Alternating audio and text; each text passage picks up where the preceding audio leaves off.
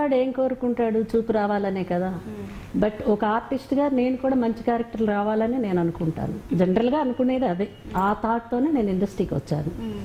రాలేదు అంటే కొన్ని పరిస్థితులు, నాకు చేయాలని పరిస్థితులు అంటే ఎట్లాంటి పరిస్థితులు అంటే ఇప్పుడు మంచి క్యారెక్టర్లు రావాలనే ఎక్స్పెక్టేషన్తోనే వచ్చాను. ప్రతి ఆర్టిస్ట్ నేనే కాదు, ఏ ఆర్టిస్ట్ అయినా కూడా మంచి క్యారెక్టర్లు రావాలి, గుర్తింపు ఆడియన్స్లో మనకు ఉండాలి అనే వస్తారు. బట్ కొన్ని వచ్చే మంచివే, కొన్ని రాకపోవటానికి కూడా కారణాలు అంటే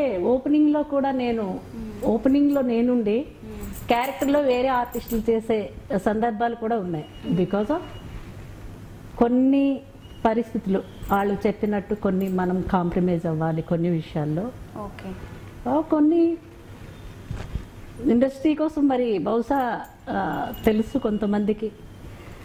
నేను ఆర్టిస్ట్ని ఫ్రమ్ ది బిగినింగ్ స్టేజ్ నుంచి వచ్చిన ఆర్టిస్ట్ని కాబట్టి నాకు క్యారెక్టర్ ఇస్తే రెమ్యునరేషన్ ఇవ్వకపోయినా పర్వాలేదు, ఇస్తే సంతోషం.